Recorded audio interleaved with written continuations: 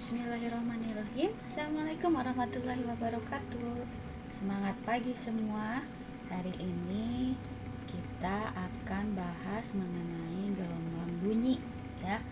Kalau minggu lalu kita bahas mengenai persamaan gelombang dan besaran-besarannya. Baik. Gelombang bunyi itu termasuk ke dalam gelombang mekanik ya. Kalian masih ingat apa itu gelombang mekanik? Betul, gelombang mekanik itu gelombang yang merambat melalui medium. Jadi kalau tidak ada medium, dia tidak akan bisa merambat. Nah, sebagaimana telah kita pelajari mengenai salah satu besaran dari gelombang itu adalah cepat rambat gelombang.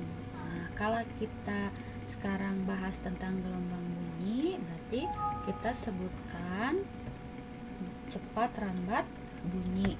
Persamaannya sama, V sama dengan lambda kali F. Cepat rambat bunyi ini dipengaruhi oleh kerapatan partikel medium.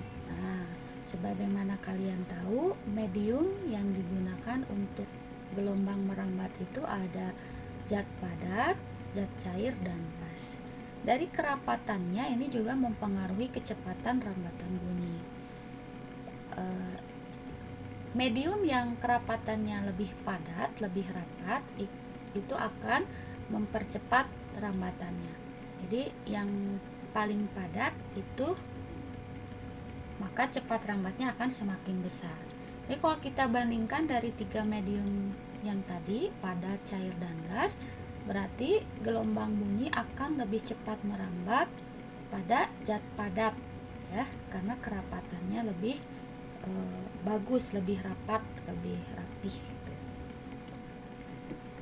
Yang berikutnya, suhu medium. Nah, suhu berarti kalau nggak dingin panas ya. Suhu medium itu juga mempengaruhi cepat rambat bunyi. Medium yang suhunya tinggi itu akan lebih mempercepat cepat rambat bunyi. Jadi cepat rambatnya semakin tinggi apabila suhunya tinggi, berbanding lurus gitu ya.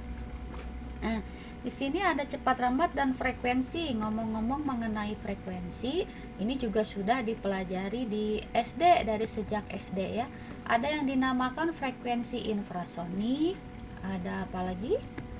Ya, audiosonik, ada satu lagi ultrasonik, bukan supersonik ya, ultrasonik. Jangan lupa, infrasonik itu bunyi yang frekuensinya lebih kecil dari 20 Hz. Kalau yang audio 20 sampai 20 kHz, kalau ultrasonik yang lebih besar dari 20 kHz. Oh, maaf, ini harusnya 20 kHz ya.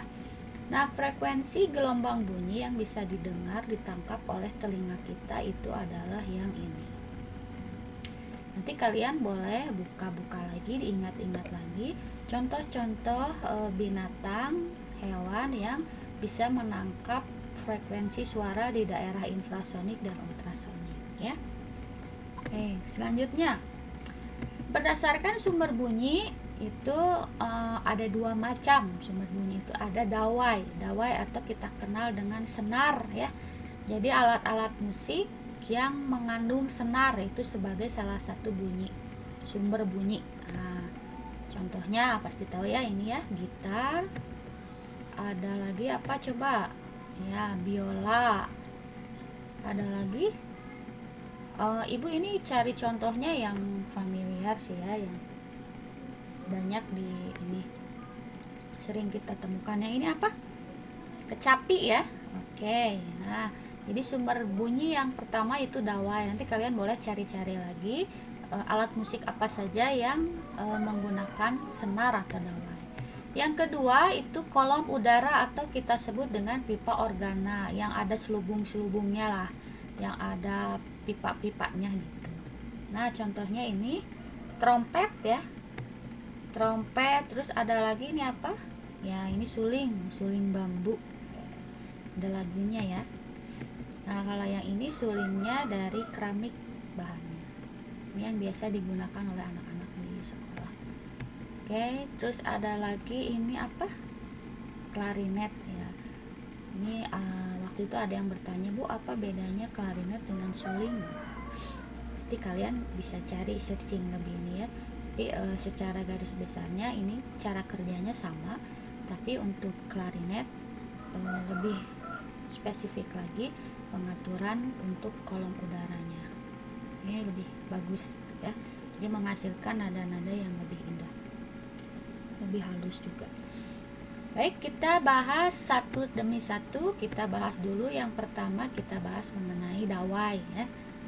Dawai atau senar ya tadi ya, jangan lupa. Oke, kita cari informasi dulu mengenai frekuensi nada dasar atau F0. Pada dawai gelombang atau petikan pertamanya itu nada dasarnya itu bentuknya seperti ini. Terdiri dari berapa gelombang ini? Ya, ini setengah gelombang ya, puncaknya aja gitu. Ini kalau panjangnya L dari ujung dawai ke ujung yang lain, berarti ini kan setengah gelombang ya.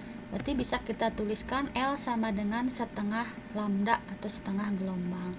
Kalau kita balik, lambdanya jadi 2L dikali silang ke sini ya. Oke. Tuh, ini frekuensi nada dasar atau disebut harmonik pertama. Yang kedua, frekuensi nada atas pertama atau disebut juga harmonik kedua.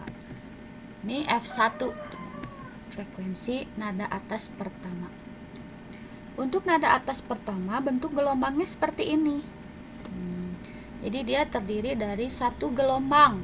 Tapi ini kan dipantulkan ya. Jadi ini terdiri dari satu gelombang. Kalau panjang dawainya L terdiri dari satu gelombang, maka L-nya sama dengan lambda. Tuh. Satu lagi, frekuensi nada atas kedua atau F2 ini disebut juga harmonik ketiga. Tuh. Pada harmonik ketiga ini gelombangnya segini nih. Berapa gelombang ini? 1,5 ya, betul. Ini 1, ya ini setengah. Oke. Kalau panjangnya L dia terdiri dari 1,5 gelombang, maka L sama dengan 3/2 lambda atau lambdanya 2/3 L. Tinggal dibalik ya. Nah, kita lihat dari V sama dengan lambda F, berarti F-nya sama dengan V per lambda. Kita buat perbandingan nih antara frekuensi nada dasar, nada atas pertama dan nada atas kedua. Kita masukkan ke rumus yang ini. Karena V-nya sama semua, lambdanya aja yang beda-beda. Lambda 0 yang ini, lambda 1 yang ini, lambda 3 yang ini. Maka kita masukkan, dapat nih V-nya sama ya, jadi kita bagi aja semua. Yang ini juga L-nya sama, jadi kita bisa bagi L-nya, ini kita sederhanakan dibalik ke atas. Nah, ini kali 2 aja semua biar nggak ada pernya. Nah, ini kali 2, 1 ini kali 2 berarti 2, ini dikali 2, 3. Nah, kita akan dapatkan perbandingan pada dawai itu bahwa frekuensi nada dasar dibandingkan dengan frekuensi nada atas pertama, nada atas kedua, dan seterusnya, dia akan kelipatan 1 banding 2 banding 3 banding 4 dan seterusnya. Seperti itu ya. Jadi nanti yang kalian ingat itu proses ininya gak masalah lah kalaupun misalkan kalian lupa, tapi nanti kalian harus ingat nada dasar pertama itu bentuk gelombangnya segimana gitu ya. Jadi kalau ini kelipatannya setengah-setengah ya, ini setengah, ini satu setengah, jadi nanti diurutkan saja oleh kalian, dan ini yang harus diingat itu ya. Baik, selain cepat rambat gelombang yang lambda kali F, ternyata cepat rambat gelombang bunyi itu dipengaruhi oleh F dan mu. Apa itu F dan mu? F itu tegangan tali. Nah, makanya kalau kalian main gitar kan supaya lebih halus atau lebih tinggi, lebih keras, lebih kencang, senarnya dikencangkan atau dilonggarkan seperti itu ya. Itu dipengaruhi oleh tegangan tali. Dan mu, masa persatuan panjang. Oke, masa senarnya juga kan pengaruh. Ukuran senar dari ujung yang bawah sampai yang atas itu biasanya beda-beda senarnya. Ada yang gede, ada yang kecil, ada yang lembut gitu ya. Seperti itu. Nah, untuk dawai kita selesaikan sampai hari ini saja. contoh-contoh soal nanti kita akan bahas di minggu depan. Selanjutnya kita akan bahas mengenai pipa organa. Terima kasih untuk hari ini. Assalamualaikum warahmatullahi wabarakatuh.